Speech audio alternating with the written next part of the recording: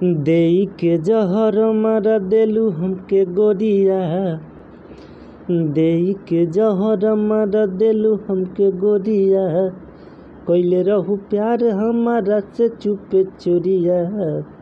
देई के जहर मारा देलू हमके गोरिया, देई के जहर मारा देलू हमके गोरिया, कहेले पाया लावा कि सुना सखी काजल, के जूठी आवल हो जवानी तोहर माजल।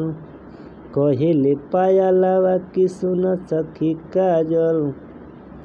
तो जी हाँ दोस्तों, नमस्कार, स्वागत करता हूँ आप सभी का JRC संगीत सीखो 398 में।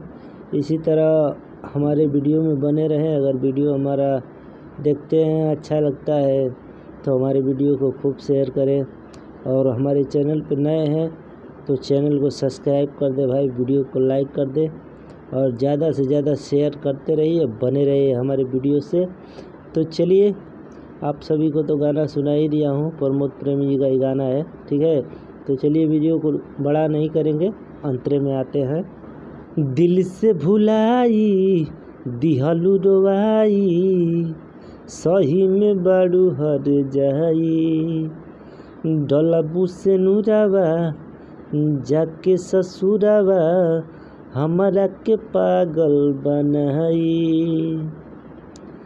दिहलू भुलाई दिल से भुलाई, दिहलू रोवाई, सही में बाड़ू हर जाई, डलबू से नूरावा जाई के ससुरावा, हमारा के पागल बनाई। ओढ़नी ओढ़ा के दफनाई दना गोरिया, देई के जहर मारा देलू हमके गोरिया, कइले रहू प्यार हमारा से चुपे चोरिया। देई के जहर मारा देलू हमके गोरिया, हाँ देई के जहर मारा देलू हमके गोरिया। अब दोस्तों, दूसरे अंतरे में आते हैं, जिसमें नाम और सबका आता है। तो हमारा नाम झमन दीवाना है, बस उसको छोड़ के अपना नाम कहीं भी एडजस्ट कर सकते हैं। तो चलिए, आते हैं अंतरे में। पूछिला तोह से पवलू का कमी, दिहलू तू हमके भुलाई, डोलिया में चढ़ के सज के संवर के, झमन के लेबू अपनाई। पूछिला तोह से पवलू का कमी, दिहलू तू हमके भुलाई, डोलिया में चढ़ के सज के संवर के, झमन के लेबू अपनाई। अमन अकेला कहे फेरलू नजरिया, देई के जहर मारा देलू हमके गोरिया, अरे अमन अकेला कहे फेरलू नजरिया, देई के जहर मारा देलू हमके गोरिया, कइले रहू प्यार हमारा से चुपे चोरिया।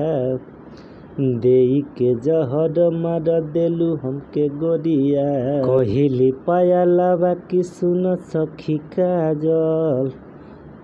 तो दोस्तों, फ़िलहाल में आज के लिए वीडियो ख़त्म करते हैं।